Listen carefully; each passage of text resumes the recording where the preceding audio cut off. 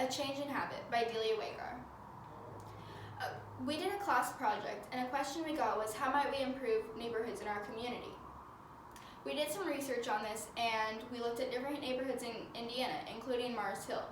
We did different field trips, we did in-person and phone interviews, and found out a lot of information. This information we compiled for our key informers. Lisa and John own the Mars Hill Art Center and put on different community events, and they also do a floral arrangement on the side. Another person we interviewed was the Kroger employee. She said drugs are the worst part of her community. We compiled all this information and made our problem statement. The community of Mars Hill struggles with crime, drugs, and having no way to commute. The largest problem is drugs, which has taken over the community in the past years. One of our users is Kyle. He grew up in Mars Hill and owns a faith-based tattoo shop. He loves the idea of a library because when he was younger, he had no place to go after school, so he got into trouble and got into drugs. Some of our other users are teens, coffee lovers, and students, families, and Stoutfield Elementary. One of the quotes we got from Kyle was, "The kids just need to be given a positive environment," because he really wished that he had that when he was younger. So looking back at our problem statement, we can see that there is crime and drugs in Mars Hill. This is caused by students and kids not having anywhere to go after school, so they just end up getting into trouble. We need to provide a space like that for them. That's how we came up with our solution, a change of habit. So we're creating a library and coffee shop for a community space to keep them out of trouble and off the street. It'll also build onto the literacy program that the Mars Hill Art Center has already started. It's just going to be a safe place overall for students to come. Some more information on this is this is our building that's already owned and that we can already use. It's 2,000 square feet and right next to the Mars Hill Art Center.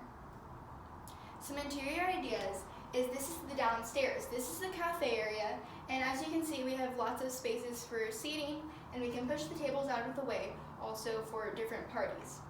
We have splashes of color for a joyful area and a rotating schedule of art from the Mars Hill Art Center. As you can see in the back, we have stairs leading upstairs, which go to the library, which includes Wi-Fi and computer access for students after school for homework, and we have tables for playing games, and we have an area in the back for younger children and adults to hang out. Some of our next steps are applying for grants, like the Federal Home Loan Bank of Indianapolis has some, and the CICF has some. We're going to talk to potential funding contributors, and then once we finish raising the money, we're going to design blueprints. Once we have that done, we're going to actually renovate the building, and then we're going to have our grand opening. Some of the frequently asked questions we get is, how is this going to be sustainable? This is going to be sustainable because we don't have to buy the building, we already have it. We're going to get money and profits from selling the coffee, and we will also be renting out the cafe area, which will bring in income. And it'll cost around $80,000, but again, that does not include the building because we already own the building.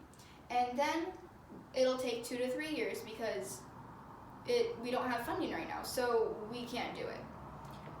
Who will be affected? It'll be affecting the whole community because the community does not have a library or an indoor space like this for students to hang out. We want to keep them off the streets and have a new habitat for them. Where we got this information this is all of our websites and different places that we got our information, and thank you guys so much.